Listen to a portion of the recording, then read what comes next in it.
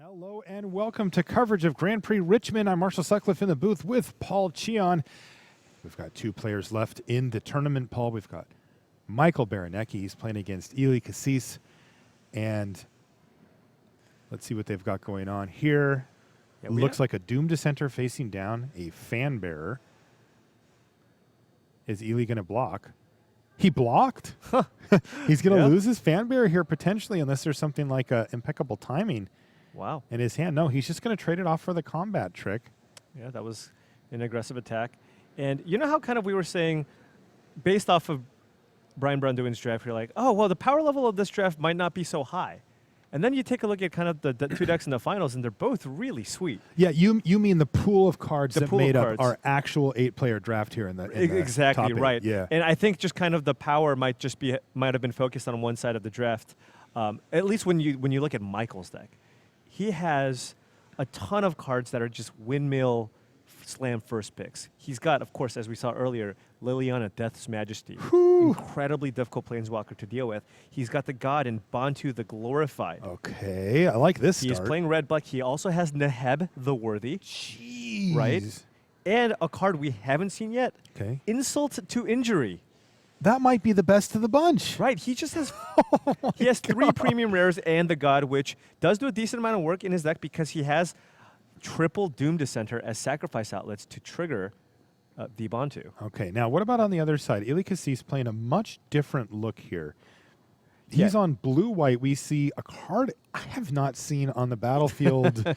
Right. Maybe at all. He's got Kefnet's Monument down there. Yeah, so he's playing a bit of a slower deck. He actually somehow managed to draft the blue-white control in Limited here. He's got the Monument. He's actually got a lot of large blue creatures to ramp into, and as you How can about see... Dawn to Dusk? Yeah. That's only going to get rid of the Pitiless Vizier, but... Right, but he just wants to clear the board because he wants to get to the late game. He's got... I saw an Angler Drake in his deck, Ooh, and I he like has that one. he has a ton of cyclers, and he's got the rare that everybody wants to open when you're cycling. I know he's blue-white, but you know what that rare is. Drakehaven? Oh, yeah. He was getting so much value. I was kind of jealous. I was watching him play in the last match, and he had a Trial of Knowledge with the Drakehaven, meaning you draw 3, discard 1, make a Drake. Then he played a Cartouche of Knowledge, bounced the Trial, played it again, and just got a ton of value. Holy smokes. Meanwhile, just locking creatures down with the Kefnet's Monument, which I also have not seen in play all that often. Yeah, the key thing with Kefnet's Monument is that it keeps the card tapped. It does not, however, tap it. So that's the thing to remember. Interesting things going on here, by the way. Eli is able to play a turn 5 River Serpent, thanks again to the Kefnet's Monument, and he has stabilized his board against the relatively small creatures now that we see from Michael. But there's Bantu, and with 2 Doom Dissenters on the battlefield, Bantu, the Glorified, can do a lot of work. Yeah, a lot of the time, Bantu the Glorified ability to turn it on, it is a big cost. You have to sacrifice a creature to actually be able to attack or block with Bantu the Glorified. But in this case, Michael has plenty of ammunition here. He's got double Doom Dissenter on the battlefield. Yeah, he could activate Bantu 6 times from this board position. Right, and the drain is not going to be irrelevant here either as long as he continues to get in. Michael's looking like he has a very nice, aggressive red-black deck. And, yeah. So, from a big picture perspective, we really do have a control versus a aggro or damage-based deck here for sure. Right, but Michael it's not even just your typical aggro deck. He has so much reach in his deck, too. Ooh. How about a Drakehaven now for Eli Cassis? Yeah. That's interesting because that's, one of the engine cards for his deck. Absolutely. And yeah, and he had the 2 mana left over to go ahead and cycle that Hieroglyphic Illumination and make a Drake. Eli opting to main phase that Hieroglyphic Illumination tells me that he was either looking for another land or, as we mentioned earlier, in the weekend, he could also have another copy of Fanbearer that he's looking to draw into and play. Yeah. But Eli did use that monument to good use. He built his own Colossopede. He did. Yeah. Although it can't attack yet. Right. But, hey, right. He's not planning on doing that anyway. Let's be realistic. When you're playing a deck with Drakehaven in it, I feel like it's not going to take a lot of work to be able to start attacking with a River Serpent. Mm-hmm. You're going to be able to cycle through a lot of your deck and build your graveyard pretty quickly. So how can Michael work here? We know that he has ways to get in for incidental damage, whether it's making a creature unblockable or using Bantu. But he does need to get in for a fairly significant amount because Ely's at 12. Yeah, but every turn, Michael does get to drain Ely for 1, gets a scry, and also gets to attack. And Ely wants to block here, right? Like Definitely. It has menace, so Ely can double block. But again, the god is indestructible. So if Ely chooses to double block, basically the Bantu will be eating a Drake token every single turn. Ely needs to play basically another 4 toughness creature to be able to safely block the Bantu. Now, one thing he can do, of course, is to keep casting creatures to keep Bantu tapped, which, while it doesn't deal with the drain aspect of it, you know, that 4 damage really is a major issue for Ely, and he's going to need to try to chain together as many creatures as he can. He's in a little bit of a weird spot because he wants to both cycle cards to make Drakes but also cast creatures, and sometimes that doesn't work out. So yeah, basically every turn he wants to cast a big blue creature and also cycle. And have the mana to do both, yeah. He also wants cake. He also and wants to eat it too. Yes, basically. he does, yes. Yeah. Okay, well, now this is interesting. Okay. Compulsory Rest is a good way to keep that Bantu from attacking. It will, however, not help out with the activated ability. A turn that was a good turn for Ely Cassis. He's got Aven Windguide there as well. But Michael just opting to be aggressive here. Ely is down to 9 here. Yes. And Michael has a Pathmaker Initiate in play. And Blue-White doesn't really have a lot of hard removal. If he can't deal with the Pathmaker Initiate and doesn't put enough pressure, Michael can just win the long game here. Oh, but he did tap down the Initiate with, of course, the Drake Haven. Right, but let's not forget, the Aven Windguide gives creature tokens, flying and vigilance. That includes cards like zombies here. You know, like anything that Ely can get down the line. Right. So he may be able to get some type of embalm going or whatever, and get that working. Also, keep in mind, this is only rare number 1 from Michael. That's a really good point, Paul. This could just be a Liliana. It's the tip of the iceberg. Yeah, and you got to figure that if Michael draws one, this might actually be the worst rare, too. Right, of the 4 that we named, Bantu is like the bottom of that particular barrel. Right, because it takes a specific deck for it to actually be good. And I think Michael, with the triple Doom Dissenter, actually has a pretty good deck for it. But again, if you're just playing your run-of-the-mill black-green deck, what are you going to do? Sack like your Ornery Kudu to get in for 3? Like, That's right. It's not a good feeling. Well, this is going to be interesting because Ely does get to start chipping away in the air as right now Michael doesn't have any flyers on his side. But again, Ely needs to continue to play blue creatures. Otherwise, Michael can make one of those zombies unblockable. Yeah, I mean, he can play any creature. Oh. How about Trial of Knowledge? It's almost like building your own Muldrifter, right? 5 mana. He's going to spend 5 mana to make a 2/2 flyer, draw 3, discard 1. It's actually just better. And that's almost impossible to do. The discard one, of course, coming in. Right.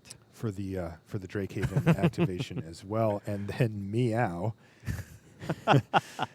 Perhaps not the most impactful card at the moment, but you know what? Ely will take it because that does preventing damage there. What was that? Ooh, that was a final reward. Oh, well, that's going to just make that whole plan go away. You know, I'm trying to figure out how Ely, because what he needs to do is be able to start applying pressure to Michael, because even with Bantu under wraps there, he will simply be able to just grind him out with Bantu over time. And Ely really needed to get something going with that Wind Guide. Just attacking with it wouldn't have been enough, but if he could get some Embalm or something like that, he could assemble a little army. And it doesn't look like that's what's going to happen this game since it got exiled. So now, he, you know, again, he seems to have stabilized, but that is not enough here. Right. Yeah, the Aven Wind Guide was, I think, Eli's primary game plan here, as he's got a lot of cyclers in his deck, and he can continue to just pressure Michael through the skies, as, again, the Drake tokens also have Vigilance. But now that he's used the final reward, Ely needs to find another way to kind of come back in this game. And the Fanbearer is actually a decent card. It does shut down the Initiate for another turn. He did just use the Dawn ability. But, you know, at some point, Ely's going to run out of creatures to cast. He did get to cast he did get to play Trial of Knowledge. He got to draw a lot of cards. But the thing is, Fanbearer is not even especially good against the Pathmaker Initiate, as Michael can opt to attack first and then give that creature unblockable. So there's no moment where Ely can actually tap down and make one of those creatures unblockable, because Michael has 3 zombies on the battlefield. That's a great point, Paul, and one that you learn through playing the format. You think, oh, well, I've got this fan barrier. You can't even use your initiative. And you're like, oh, wait, you absolutely can. Yeah. Tap it all you want. It's already attacking anyway. Michael just opting to be very aggressive with the Emberhorn Minotaur up there. He's going to exert it. It'll get +1/+1 and menace until end of turn. So it's 5/4 attacking. Yeah, he doesn't mind if this trades for the River Serpent, because then that gives him the opportunity to start attacking with all those zombie tokens. That's right. And Ely's going to go ahead and throw the double block, as he is obliged to do thanks to menace. And I do like that double block because it just gains him an extra life. And what's Michael going to do? Put all the damage on the Sacred Cat? Right. Right. So it's just one free life for Ely. And yeah, the trade happens. Yeah, these players have had a chance to look at the card pools for each other as well. So Ely will be aware of cards like Insult to Injury that can just come out of nowhere and just finish this game. Right, definitely. I don't know that there's a whole lot he can do about it. Again, he has not been able to mount any reasonable pressure, especially since that Wind Guide went away. Ely does have a cancel that he's currently not main decking. I think after looking at Michael's deck, he's probably going to be boarding that one in. He might need that just to try to deal with some of these huge bombs. Right. That's Pathmaker Initiate. He just wants to wake up. He's just been taking a nap for the last 4 turns. He really has. Yeah. Kefnet's Monument, keeping it locked down and keeping Ely Cassis's life total at 9 and then 10. But keep in mind, Ely really hasn't been putting a lot of pressure, and we are, again, well aware that Michael has a ton of bombs in his deck, and he's only drawn one of them. Now, of course, this is the other way that Ely can start getting the pressure rolling, is with Drakes. That is his other big win condition, but as we've seen, he has yet to find a way to really put, 2, 3, 4, 5 Drakes up on the battlefield to really pressure Michael. If he can, he actually has a chance to race, but he just hasn't had that type of draw. He's drawn more creatures than Cyclers. I actually think Michael might have an Insult to Injury in his hand. Oh, no. And he could consider just playing it this turn. That's it. That's Insult right there.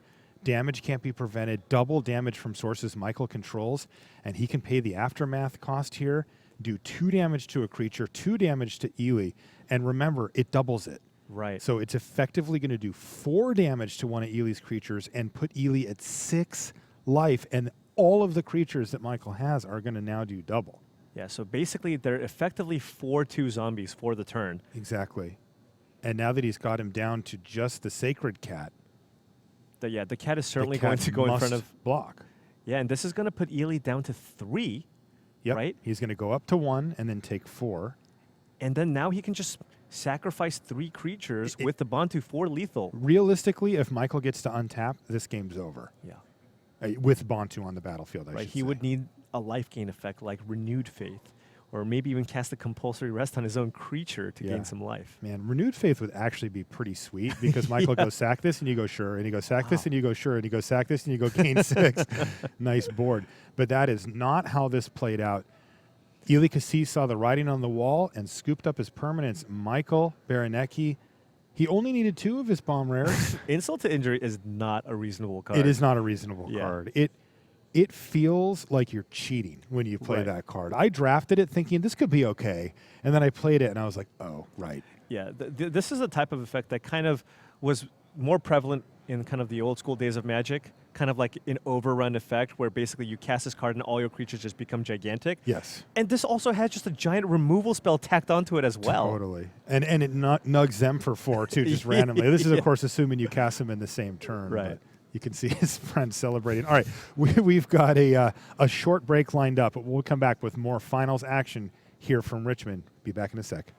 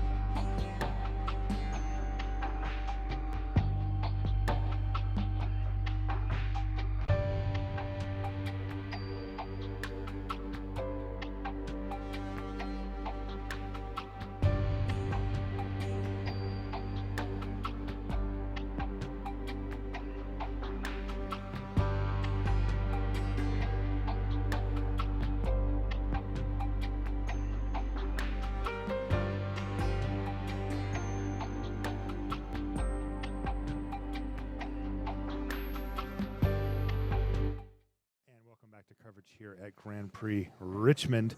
You can see that our finalists are having a grand old time, but they're playing for a lot of money here, $10,000 for first place.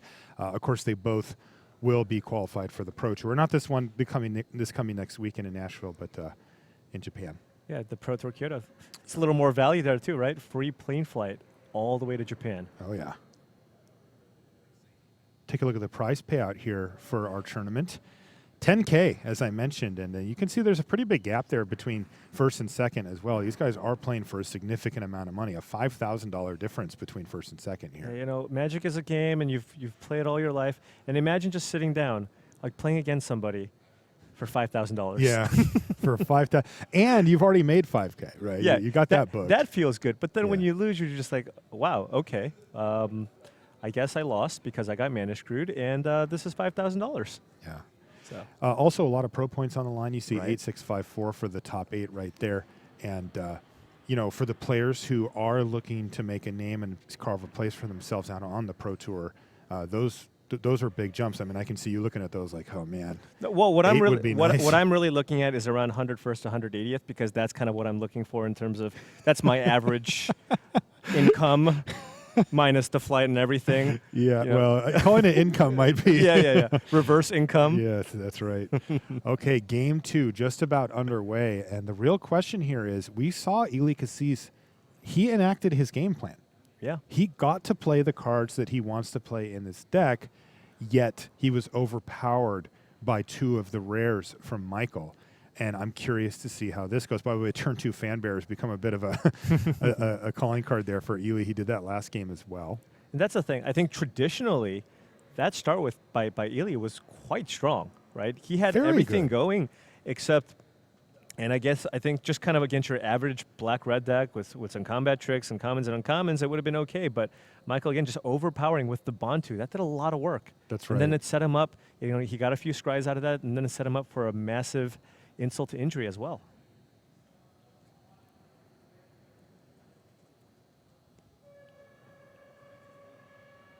Okay, so we'll see if Eli takes a defensive stance here or if he has something that he wants to deploy. He could just keep the Minotaur, the Cursed Minotaur there back.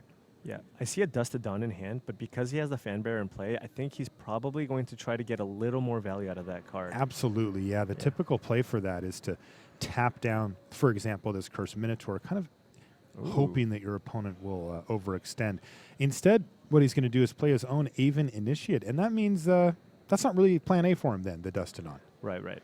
Maybe he's just looking to be kind of aggressive in disguise. Or it's also possible he can get Michael to use a removal spell here. Ooh. And, How about Neheb? yeah. Now, Currently does not pump his Minotaur, but the Cursed Minotaur, of course, because it is a Minotaur, that's right.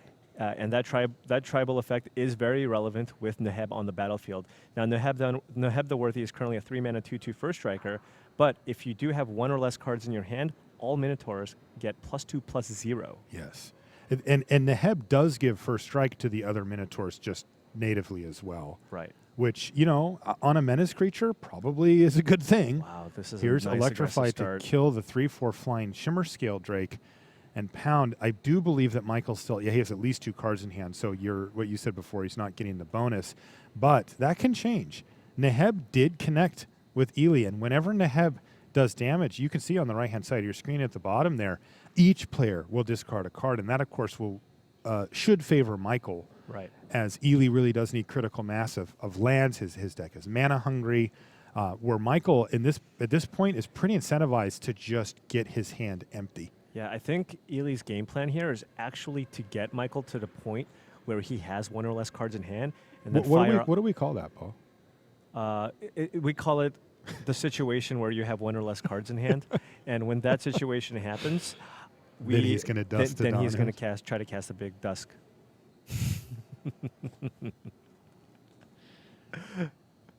All right, well, let's see if he could do it, because I Almost like hell-bent. Maybe we can go with that one. that. You're trying so hard to not say heck, man. I really appreciate it, Paul. I respect it, man. So Eli kept the Aven Initiate back. He can represent a double block here and force Michael to have some kind of a trick. You know, with both of the creatures having Embalm, it's probably not the worst idea. It also Right. depends heavily on what Ely has in his hand besides Dustodon and if he'd like to discard it or not. Yeah, Michael and Ely also just kind of wants Michael to empty out his hand so he can cast that big Dusk. So I don't really see why he wouldn't double block here. But I it is agree. only 2 points of damage. He's going to take it. Wow. I would kind of just want to set that trap. If you're already setting up to cast that Dusk, that Aven Initiate, you kind of want to trade it off with something anyways. Or Exactly.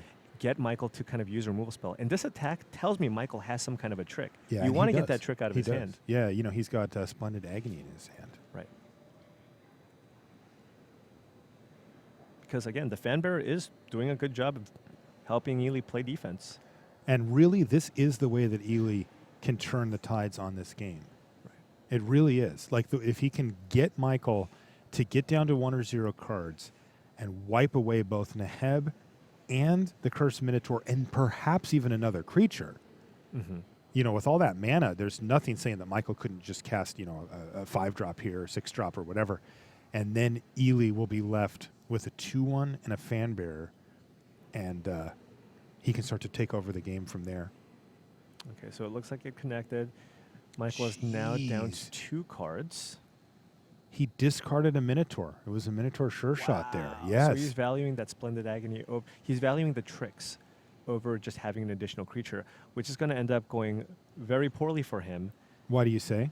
as if Ely tries to set up for a Dusk, he's going to lose all his creatures Well, and have nothing else. that's true, but except for that, I think one of his tricks is stamina. Oh, it's a supernatural stamina. Oh, yeah. okay, So I okay, think well, he that may changes be. things for Yeah, him. I think he may be trying to just save one of his creatures, and this is smart by Michael as well because he's of course aware of Dustodon. Not only did he Right. see it on the list, he saw it in game 1. Right. And so he wants to make sure that he takes that key Fanbearer out, and that can be a huge blowout as well because Ely may have kept mana, you know, untapped for the Fanbearer.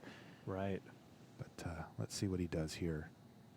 Hey, look, a Pitiless Vizier. Guess what? It's another 4-power creature. It Or is. 3-power creature. It's Eli- a Minotaur as Eli well. has a great play this turn.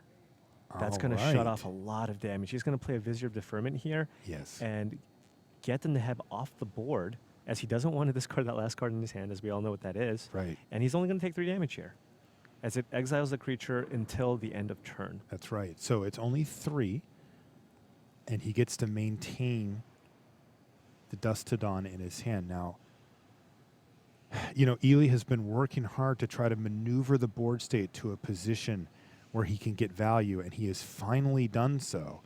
And I don't think he But- can play around the stamina. I think what's very likely to happen here is Ely's going to attack with the Aven Initiate, and he's just going to cast his Dusk, and the supernatural stamina will save one of Michael's creatures, Yeah. likely the Neheb. Yeah, he's going to cast Dawn. And It's then- still going yeah. to be good, though. He's still going to have a 4/2 first striker on the battlefield.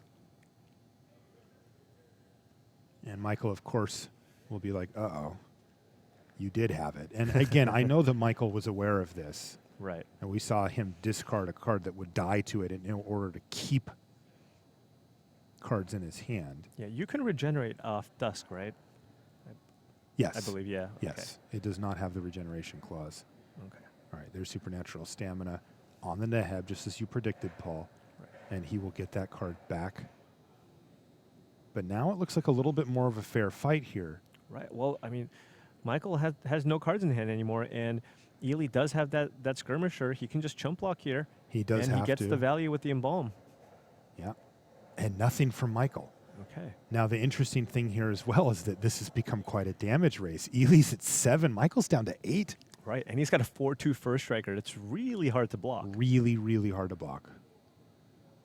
Is this a cycle? Yeah. It was a Winged Shepherd. He didn't have the mana to cast it this turn, so he's just going to cycle it away. Right, and also a 3/3 flyer, not great when you're looking to fight against the 4/2 first striker. I mean, what does look good? A compulsory rest. Removal spells, Yeah, sure. Yeah. Yeah, it's going to be so difficult for Ely to fight the Neheb in combat. Right. He's really going to need some other way to do it. And he's got a Okay. Gust Walker, which is Interesting. so close to lethal next turn. Yeah, so he opted to play the Gustwalker instead of embalming the Skirmisher because he wanted to be empty-handed. He also wanted to make sure that there's 6 lands on the battlefield because he does have, I think he has Floodwaters, but I know for sure that he has an Angler Drake in his deck as well. He can also play Dawn. He can also play Dawn. You know, yes. he can get back the skirmisher and just recast it the old-fashioned way. Yeah, Michael I am- astutely playing his cards pre-combat so to make sure that Neheb gets the bonus. And I think Neheb is likely going to connect Just here. gonna I connect don't here, really yes. see Ely blocking with the Gustwalker here. So that puts him down to 3. Insult to injury will just win the game on the spot. Oh, yes. Yeah, Ely's best draw here, Angler Drake. Yep. That's going to be huge. Now, that you didn't see him draw that, did you? No. Okay. But if that's the card that he did peel, Yeah. 3, 5. 5 mana? He is going to play Dawn. Okay, I would guess. And Okay, that okay. gives him access to the fan bearer. All right. A couple of extra blockers. The Vizier of Deferment likely going to be getting in the way of the Neheb here. And even if Michael draws a removal spell, he can still chump block with the fan bearer and go down to 2. And then he has to survive for one more turn to get that Gustwalker back up in the air. Gosh, this has been a close Yeah, game. this is Somehow very, a very damage race is where we find ourselves here as well. Right. Look at Michael. Does that look like the face of a man who just ripped insult to injury? I don't think so. I feel like agree. he would have played it. Okay, he's got Laybear the Heart. Ooh, and this was a sideboard card. Yeah, He and brought his hand is Island, and he's going to take away the top crop skirmisher there, though that can still come back. It doesn't get exiled. Ely's going to chump block, as he must. And now And Ely is in position here. He's in a good spot. And I might have been tempted to attack with the Doom Dissenter just to upgrade your creature. You know he's not going to take 1, and then having a 2/2 on the board just seems better in this spot. Agreed. But right now, Ely gets to tap down Neheb. He's got a blocker for the Doom Dissenter if he wants, and when that Gustwalker untaps, he gets to attack with it, exert it, and it's lethal. So this has to be something from Michael. It's a cycle. It's a cycler. Keep that dream alive. I think that might have been a land. He says- did he you see said that go to subtle combat. Did you see that little subtle fist tap on the table? Like, man, Like, ugh, why me? needed to draw 1 more rare. He only drew one of his 4, world-class rares this game. And Ely looks like he's on the verge of being able to defeat Michael Berniecki for Yeah. game 2 here. That Dusk was huge, despite the fact that Michael was holding on to that supernatural stamina. He's going to block to play it as safe as possible. He doesn't want to get blown out by a combat trick and just lose the game. But this is the big turn right here.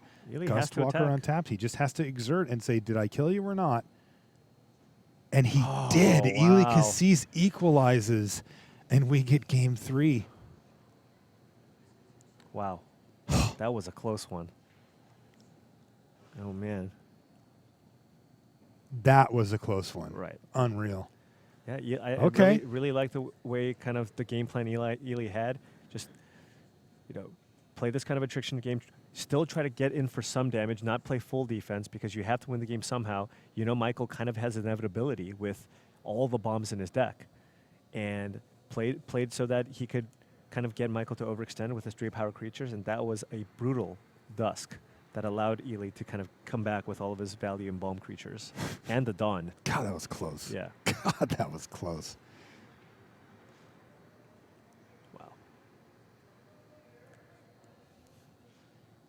Yeah, I wonder what Michael boarded out for that Lay Bare the Heart, and if that would have changed anything. Well, he's likely not boarding out a removal spell, so. Laybear the Heart does seem pretty decent against Ely as well. I mean, I think you could make the argument for you don't want reactive spells, you just want to get him dead.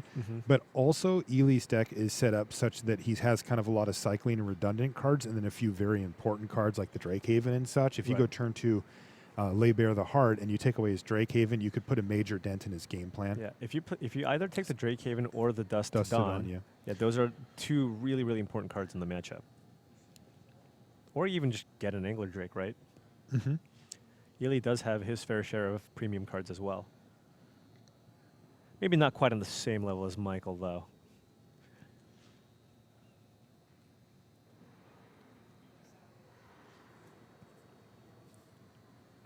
Michael now on the play. Are we going to see that Planeswalker enter the battlefield this time around?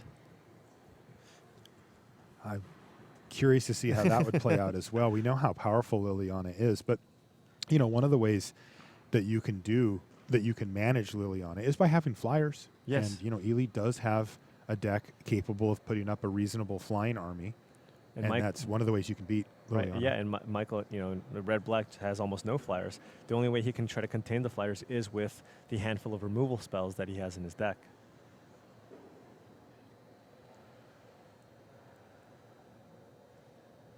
Okay, it looks like Michael has a nice mix of lands and spells.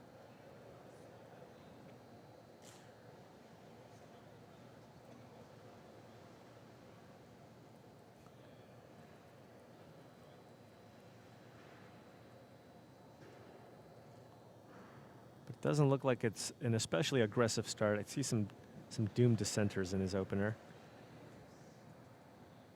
But that's the thing with Michael's deck. He's kind of more the aggressive deck, but I don't even know if he's that disadvantaged on the draw either. No. I mean, sorry, with a slow start in No. the late game, because he has so many heavy hitters. Totally. And if you saw, he drew Liliana Death's Majesty. He drew it? Yeah, for the first draw this turn. Oh, jeez. God, can you imagine being top 8 of a GP and opening up Liliana? I think the table might crack. Yeah. I would just be like, Yes, doing it. thank you. Probably opened that insult to injury too. It's a pretty hard card to pass. No kidding. Yeah, Doom Dissenter clearly Oh, wow. not part of a super aggressive start here. Yeah. But there's Bantu. God, that thing only costs 3, Paul. Yeah. It's going to Again, start changing the way this game goes right off the bat. Yeah. It is a pretty big cost. He's thinking about actually sacrificing the Doom Dissenter on upkeep. Oh, he must really need a land which here. would make you think he's trying to scry to a land, would it not? Absolutely. When you get the drain, you know you have the Liliana in hand. All you want are lands here. Anything else is going to be going to the bottom. That wasn't a land, so he shipped it. Let's see if he plays a land this turn. Let's see if he gets rewarded for kind of that tight play. Yeah, also does not have a second black mana source currently that Right. Liliana would require. Oh, no land Oh. drop for Michael. The door Oh my. opens here for Ely Cassis. Yeah, and you can't outrace the Bantu because the only way Bantu attacks is when you make your board worse. Right. That one was easy for Michael. Right. Right. That was the freebie. Yeah, the Dissenter is a card that he doesn't mind killing anyway, but now he's going to have to start sacking actual creatures. Plus, it's rather mana intensive. Oh, yeah. Okay. This is the type of thing that Ely wants to play here. And also, this potentially sets him up well against Liliana if Michael does hit his lands. Yeah, and Michael opting not to sacrifice like a real creature in the zombie here. To get that scry on his upkeep, yeah. Right. He does find a land. It's a little awkward as Evolving Wilds, but it does not impede his ability to play Liliana next turn, potentially. Yeah. Ooh, and look at this. This is representing some kind of a combat trick. Love this supernatural call by stamina. Ely. He's got a splendid agony here. Okay, I don't love it Ooh. as much now. That's a beating. Yeah. Well, the last trick that Michael did play was the supernatural stamina, so I think he was kind of thinking more along those lines. But yeah, splendid agony was huge. Michael cracks his Evolving Wilds, goes and gets a swamp, perhaps a small telegraph to Ely that bad things could be coming his way. Ooh. But he's got a supply caravan, which actually looks pretty good here. Right, It's going to get definitely. the warrior with it as well. So that's a nice little 5-drop Oh, play and there. he finds his fifth land. Off the top, Paul. And Is that a there she Liliana? is. Oh my. Liliana Death's Majesty has hit the battlefield for Michael. It's time to make some zombies. He's going to make a zombie. He also mills his library for 2 when he does that. And I And don't think this is the big play. I don't think there's really a good way for Ely to get rid of Liliana this turn. He needs to like No. have, even if he has 2 removal spells, he still can't get the Liliana unless he also has a cycler. I think a zombie will happily jump in front of this supply caravan. Yep. Serving the zombie's master well there and keeping Liliana at a healthy 6 loyalty. Ely's playing blue-white. Not a lot of zombies unless you No, embalm them. only if they've been embalmed. That's right. And that Yeah. does happen. It's just something that happens later in the game. Yeah, and I think that's what Michael wants to set up to. There is a flyer on the board now, so if he doesn't have a removal spell, Liliana will be pressured. Right. Liliana's ultimate is what Paul was referring to before. -7, destroy all non-zombie creatures, which is most or all of what Ely has on his side of the battlefield. And since you need to make zombies to get to that point, usually you're in a good position. Right. But like you said, the Aven Initiate is going to start applying pressure to Liliana's loyalty count if Michael doesn't have a way to defend her. Does Michael want to be aggressive with the Bantu here? It looks like he is. He does. We also have to keep a close eye on Ely's life total because it does tend to plummet in little chunks, and it just goes down, down, down, down, down, down, down. And, next thing you know, Bantu's attacking in for 4. And while Ely's trying to manage Liliana, he's losing the game. That can also happen. I've seen that before. Yeah, I imagine Bantu's going to want to attack. Michael could consider attacking with the zombie token. Ely can just double block with the Sentinel and the 1/1. So that doesn't seem great. That's probably what I'd be looking to do if I was Ely. Like, even if he has a supernatural stamina, your zombie is not going to live because it's a token. It's a token, It gets exiled anyway, so sure. I'll trade your 1/1 for my 2/2, or your 2/2 for my 1/1. Ely's probably pretty happy with that. And Michael also opted to go for the token instead of the Heckman Sentinels in case Ely did have a cycler there when he was ordering the blockers. Yeah, there was one land untapped there, so it's certainly possible. Yeah, he could have had a Winged Shepherd. Ely draws his card for the turn.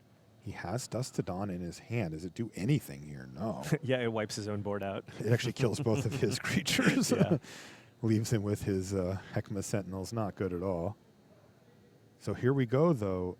Ely once again diverting all of his attention to Liliana, just trying to keep her in check.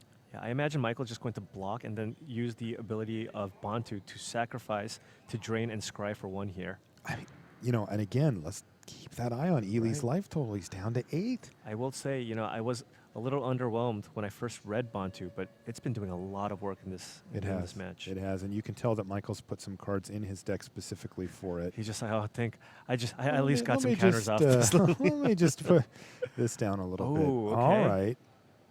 Wow, that was a good turn. What a Couple turn from spells. Ely. Yeah, he plays a Heckma Sentinels, and on top of that, compulsory rest, so he stops taking hits from Bantu. Ely stable at 8 life. He's not done yet. Right. He always has to live in fear of some of the cards that Michael can draw, but there's not a lot he can do about it, and he's managing this board in a really effective way. Yeah, but Michael still has that Liliana on the board, still producing zombies, still draining, and it's going to be hard to outrace that. And Michael also just has 3 spells in hand, it looks like, too. And I don't think he's milled any great creatures, so it looks like he's just going to continue to pump out creatures. Ooh, now there's a Warfire Javelineer in the graveyard.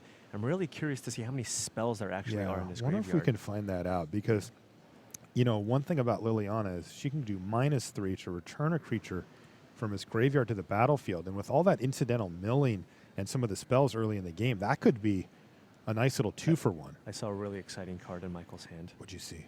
I think he has a Fling in his hand. Fling with Ely at 8? Yeah. He could easily try to set up the win through Bantu. I mean, I'm looking at his deck list, and he does have one in his main deck. Wow, Ely does not know how close he is to death if that's the case. And Ely's hand is fantastic. I think that's an Angler Drake. Yeah, it looks like it, Paul. What is he going to target here? Probably the... Just kill a zombie. Just kill a zombie. Well, that's just going to prompt Michael to sacrifice it, right? Yeah, he can. I don't think he's going to cast Fling here until it's lethal. And it's getting more lethal every second. Right. Bantu doing work. Basically looking to see if he can keep the Liliana alive here. Right. Of course, the flying Aven Initiate is a big issue, as that's going to get through. Right. Either way. So it looks like he opted not to sacrifice. Yeah, I mean, I suppose he can just do it on others and represent some number of spells. And it looks like he also has a Cycler in hand, so he can opt to kind of block the Heckma Sentinels with the Vizier and just cycle and get that off the board.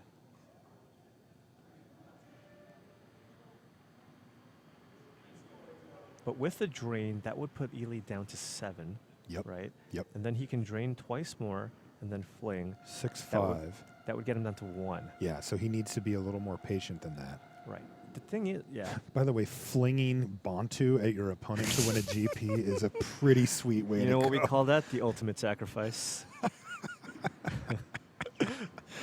Oh, man.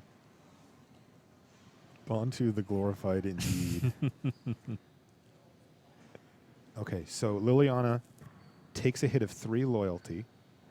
Just because throwing away Ely only creatures. attacked with the flyer. Ely there. has to be incredibly scared here. He's like, you're just throwing away your zombies right now? What is going on? Yes, and he has to know that this is really bad news. You know, he could be thinking about a bunch of different cards too. You know, Right. cards like Insult to Injury as well. Yeah. Does Ely have any ways to gain life in his deck? Yeah, where's the cartouche of ambitions? That's on the splash. Yeah. That's the, you know, and when I think of the format, that's the main way to gain life. And if you don't have access to it, it's tough. Right. Sacred Cat does not get the job done. That was Neheb off the top. Yeah. And How he does good have is Neheb He's here? got a Pitiless Vizier on the board. Yeah, that's a Minotaur. Can he play 2 spells this turn? To try to get his hand down to just 1. Right. I mean, he doesn't want to play the fling just yet. Like you said, he's going to wait until it's lethal. Yeah, and that last card might be a Horror of the Broken Lands. He could just maybe look to cycle that Just to hit a to see if he land hits a or land so he can something cheap. attack for 6. But Okay, he's going to play Neheb. okay. So here's an interesting thing. Does he want to make a zombie this turn, or does he want to make a Doom Dissenter? Because Doom Dissenter acts as 2 creatures currently on this board. Is Liliana's ability? It's -3. Oh, -3. Okay, yeah, okay. yeah. I think I'm thinking of the older Liliana, where it's Mhm. based on converted mana cost and it's Mhm. -X. Yeah, he's stuck making a zombie here with Liliana for this turn. Yeah, unfortunately. Poor Michael. I know, so unlucky. He's only made like 4 or 5 zombies this Yeah, game. of course, Bantu has sort of not gobbled them all up, but Right. what are you going to do? Bantu demands a sacrifice. And the thing is, Ely's not even close to lethal because he spent the entire game trying to get rid of this Flying Liliana. and attacking Liliana. And- And look at his life total. And this is why Planeswalkers are so overpowered, because essentially the moment a Planeswalker enters a board, the entire game changes. You are now playing the game of protect the Planeswalker and kill the Planeswalker. That is the only thing on the board that matters, because it is a source of continual card advantage and you need to get it off the board. But because Ely's been focusing so hard on killing the Liliana, Michael's just going to probably win the game with that fling. Yeah, I think so too. He's been engineering that for a while now, and there's just so little that Ely Cassis can do to interact. Like you said, he can't meaningfully attack Michael's life total at this juncture. Right. So that's not an avenue, and he just doesn't have ways to get rid of the creatures. I mean, he's done his best Right. with compulsory rest on Bantu, but Bantu's just doing big time work without even not being able to attack it. So Ely trying to be aggressive. I imagine at this point, the Bantu is looking pretty scary. I think the Aven Initiate's just going to go at the Liliana, and now you got to start chipping away at Michael's life I know total. what's happening here, I bet. So Michael just got up to ask a judge a question, and I think what he's asking him is, if I play Fling from my hand, and it gets me down to 1 card, and I'm flinging a Pitiless Vizier, which would get pumped from Neheb. Will it have 6 power? Will it have 6 power, or will it have 4? Because he is 1 away here from being able to kill him. He's got him at 7, and if it's 6 and he sacrifices anything to Bantu, then the game ends. Right. But it's a tricky situation because, you know, you're doing it as an additional cost. So does it Right. check it then? Does And it check when is you Fling cast, on or the does it check on stack so that resolution? then, yeah, right. So this is absolutely a question for a judge. You can take a look at the Fling on the right. It is an additional cost to cast it, the creature sacrificed. And it's just, what is its power when it's sacrificed? You know, so that's what we need to find out here. And that's, I'm guessing that's what Michael asked about. Now, I could be wrong, but that's what I think he's asking. Although ultimately, I don't think it's going to matter here, because Michael can get Ely down to 6. Uh-huh. Then. Okay. So he's going to go ahead and flashback. I shouldn't say flashback. I should say embalm Okay, here we go. his Aven Wind guy. Does he have it? This is a drain. He's Ely down is to down 6. He's got 2 creatures and a fling. That would be lethal. Yes. He can sacrifice the Bantu for the last 4 points of damage. Is that really what's going to happen here for the win? Let's see what happens. Michael just needs to make sure that the way is completely There's clear. There's only a plains open. There's no counter magic that Ili There's can nothing. have here. There's really nothing. Why is he playing a cartouche of Zeal? I guess just to get it out just of for his the hand. fling. Oh, Yeah. yeah. And here it goes. That's He's going to 5. fling it. No, it should be 6 because it is out of his hand and on the okay, stack yeah. when he puts fling on the stack. And that's enough to kill Ili Cassis. That should be 7, right? Yeah. 7 damage. Fling for the win. Fling for the victory. Ili's double checking to make sure that the rule works, and my that does goodness. it. Michael Baranecki is your GP Richmond champion. Congratulations, Michael. Oh, wow. You drafted a sweet deck and yeah. tore right through this top 8. Ili ran into what ultimately has to be said was a tough matchup for him. Absolutely. Because he drafted a cool deck too. I mean, that deck had a lot going on, but very difficult to interact with. You know, if Michael wanted to just try to attack over and over again, I think Ili had those bases covered, but awkward Bontu. And that's just the traditional strategy for these aggressive decks, right? You play your creatures and you try to kill your opponent with your creatures.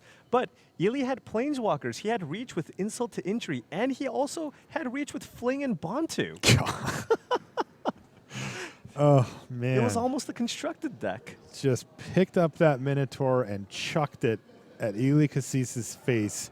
Wow. And that did it. Again, congratulations to Ili as well. An awesome finish for him and somebody who we've seen do really well at the GP level. And I'm not shocked at all to see him in the finals Look, here. he's I'm also sure we'll practicing see his him again. poses. Look at this. Yeah, that's pretty good. All right, that's going to do it for the finals. We'll be back right after this.